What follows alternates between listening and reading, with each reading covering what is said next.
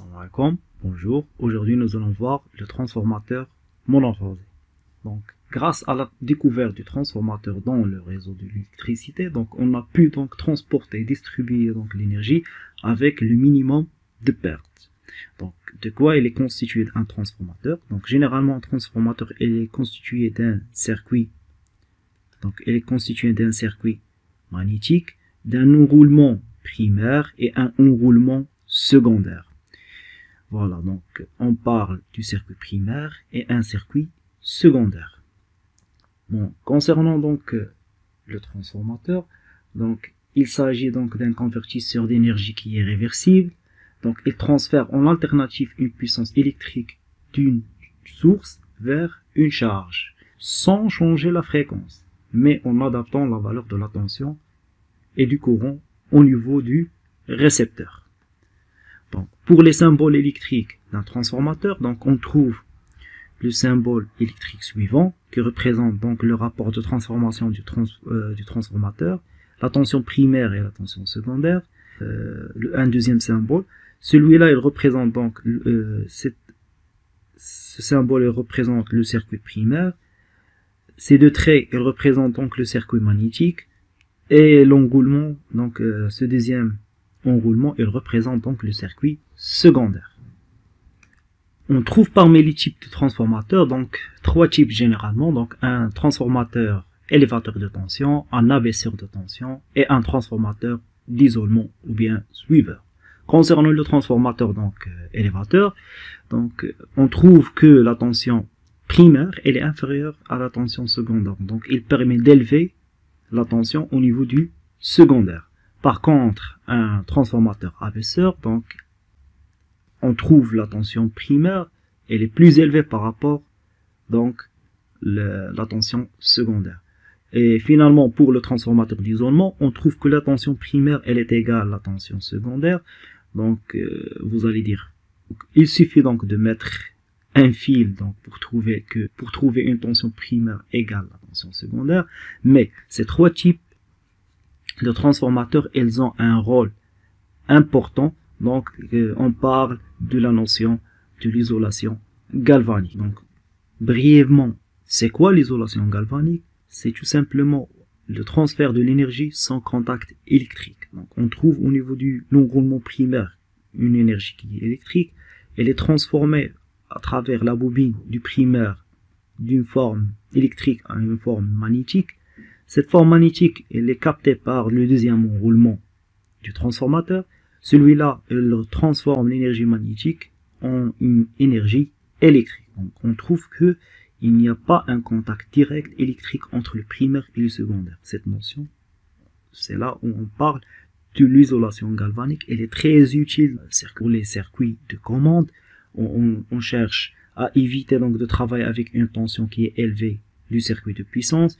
La même chose donc concernant les défauts électriques au niveau du réseau. Donc on a une isolation des défauts au niveau secondaire par rapport au primaire, etc., etc. Maintenant, on va voir donc la première étude effectuée sur le transformateur monophasé. Donc on parle du transformateur parfait ou bien idéal. Donc un transformateur parfait ou bien idéal, on parle d'un transformateur parfait ou bien idéal lorsqu'il n'y a aucune perte d'énergie. Donc, ce qui applique donc trois conditions générales. Donc, on a il n'y a pas de perte dans le fer. Donc, on parle ici donc les pertes dans le circuit magnétique par l'hystérésis ou bien les courants de Foucault. Donc, pour le deuxième type de pertes, donc qui sont nulles dans un transformateur parfait, ce sont les pertes dans le cuivre ou bien les pertes Joule. C'est lorsque donc la résistance R1 et R2 des deux enroulements primaires et secondaires elle est négligeable. Et les troisième types de pertes qui sont nulles au niveau de ce transformateur, ce sont les pertes donc des pertes de fluide magnétique ou bien les pertes de flux magnétique. Donc lorsqu'on a donc le circuit magnétique donc au niveau d'un transformateur, son rôle c'est de canaliser donc le flux magnétique. Et malheureusement, il n'y a pas un circuit qui est parfait, donc on trouve que il y a des fuites dans l'air de ce flux magnétique. Donc on parle de perte de flux magnétique. Voilà, si ces trois pertes sont nulles, Donc on parle d'un transformateur qui est idéal et son rendement est de 100%. Concernant les relations qui gèrent le transformateur parfait ou bien idéal, donc on trouve donc des relations qui se basent sur la loi de Faraday-Lenz. Donc cette loi, il dit que dans tout circuit électrique soumis à une variation de flux magnétique, donc il se crée au bord de ce circuit donc une FEM induite qui a pour expression donc E est égal moins dφ sur dt. Donc comme on voit ici, donc si on varie donc cet aimant permanent, donc il fournit un champ qui est fixe, mais si on effectue un mouvement de translation de ce aimant, donc on va varier le flux au bord de cette bobine. Automatiquement cette bobine va donc induire donc une FEM. Si le circuit est fermé, donc on trouve un courant électrique qui circule. Donc cet phénomène ou bien cette loi de Faraday-Lenz, donc si on dispose maintenant d'un circuit constitué de N spires, donc la FEM induite au bord de la bobine du primaire par exemple, on trouve que E1 est égal moins N1 dφ sur dt, et la FEM induite au bord de la bobine secondaire, donc on a E2 est égal moins N2 dφ sur dt. Donc d'après ces deux relations, on peut en déduire que l'expression de dφ sur dt est égale moins E1 sur N1 est égal moins E2 sur N2, et de là on peut donc en déduire une relation qui lie les deux FEM. E2 sur E1 est égal N2 sur N1 est égal M. Donc M ici, il représente donc le rapport de transformation du transformateur. Donc c'est une donnée qui est fournie sur la plaque signalétique du transformateur. Donc comme on travaille ici sur un transformateur qui est parfait, donc on peut dire que V1, la tension d'alimentation du primaire, est égale à FEM E1, puisqu'on a les paires de joules sont négligeables, on n'a pas de chute de tension. Et la même chose pour le secondaire, donc on a E2 est égal V2. Donc du coup on peut donc conclure que le rapport entre les deux transformations deux tensions primaires et secondaires, V2 sur V1 est égal à M. Juste une petite remarque donc concernant ce rapport. Donc généralement la vraie relation donc, généralement qu'on utilise, c'est que le rapport de transformation est égal V20 sur V1. Puisque la tension V2 secondaire, elle dépend de la charge qui va être connectée aux bornes du secondaire. Donc le constructeur, pour mentionner une valeur constante du rapport de transformation, il travaille avec la tension V20. Donc ce 0 il représente la tension V2 secondaire à vide. Donc on travaille avec la tension secondaire à vide. Donc, pour calculer donc le rapport de transformation, on travaille avec la relation V20 sur V1. Maintenant, concernant les relations d'intensité de courant, comme le circuit magnétique est supposé parfait, donc la réluctance magnétique, donc R, donc elle va être nulle. Donc si on applique le théorème d'Ampère, on trouve cette relation de Hopkinson. Donc cette relation, il dit que la force magnétomotrice F qui s'exprime en ampère-tour, ça veut dire ampère-tour, ça veut dire ampère le courant, le tour, ça veut dire le nombre de spires. Donc la somme, donc ce théorème d'Ampère, il dit que la somme des forces magnétomotrices est égale donc la réluctance fois le flux. Donc en se basant sur ce théorème, donc on trouve la relation d'Hopkinson. Dans le cas parfait, donc on trouve N1 fois I1 plus N2 fois I2 est égal à 0. Cette relation donc va nous permettre donc d'en déduire que le rapport entre le courant secondaire et le courant primaire est égal, vectoriellement est égal moins N1 sur N2 est égal à moins 1 sur M. Donc si on travaille maintenant avec le module, donc on trouve que le rapport entre le courant secondaire et le courant primaire, I2 sur I1 est égal à 1 sur M. Maintenant, d'après la relation qu'on a déjà vue, que M est égal V20 sur V1, on peut conclure que le rapport de transformation est égal V20 sur V1 est égal I1 sur I2.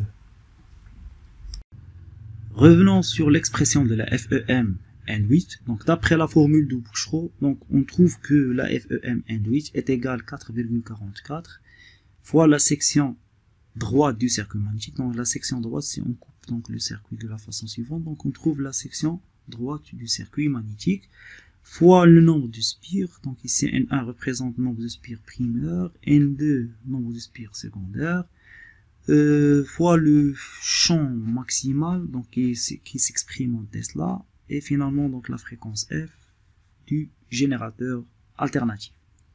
Donc concernant l'origine de cette expression, donc cette expression elle est tirée donc de la loi de Faraday-Lenz qui dit que, ou bien de l'expression de la FEM au bord du transformateur, qui dit que E1 est égal moins N1 dφ sur dt. Si on exprime cette expression dans le complexe, donc on trouve que E1 est égal E la valeur efficace fois racine de 2 sinus oméga t est égal donc moins J N1 oméga phi max sinus oméga t. Donc on simplifie sinus avec le sinus, donc on trouve que l'expression, on travaille avec le module, donc on trouve que E racine de 2 est égal N1 de pi f oméga, donc il va nous donner donc de pi f phi max, donc il va nous donner donc le champ maximal fois la section, puisque la relation qui lie le flux est égale le champ fois la section. Maintenant on trouve finalement que E est égal donc 2 pi sur racine de 2 fois la section fois N1 fois le champ maximal fois la fréquence. Donc cette expression elle va nous donner donc 4,44. C'est l'origine donc ou bien la démonstration de l'expression de la formule de Bouchereau qui exprime donc la FEM N8 au bord d'un enroulement du transformateur en fonction de la section, nombre de spires, le champ maximal et la fréquence. Pour terminer avec le transformateur parfait, donc on va voir donc les puissances au niveau des transformateurs et les relations qui lient entre ces puissances.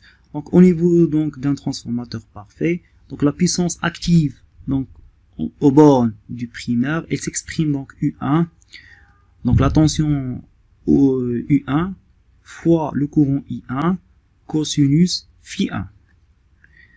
Et pour le secondaire, donc on trouve que P2 est égal donc I2, la tension I2 fois le courant I2 fois cosinus phi 2. Donc phi 2 donc il est imposé par la charge Z. La nature de la charge il va imposer donc la valeur de déphasage phi. Concernant l'énergie réactive, donc on trouve que l'expression donc standard qui est U1 fois I1 sinus phi 1, et pour le secondaire c'est U2 I2 sinus phi 2. Voilà. Donc il reste donc une petite démonstration qui concerne donc le déphasage. Donc concernant le déphasage au niveau d'un transformateur parfait, on sait que la relation donc qui lie donc le courant I1 et I2, donc on a I1 vectoriellement est égal moins M I2, ça veut dire que donc on module donc I1 est égal M I2 et les M fois plus grand ou bien plus petit par rapport à I2, mais comme la relation vectorielle, donc comme on a un moins ici, donc ça veut dire que I1 et I2 elles sont déphasées, déphasées par 180 degrés. Ça veut dire si donc on va avoir un angle de 180 degrés entre les deux.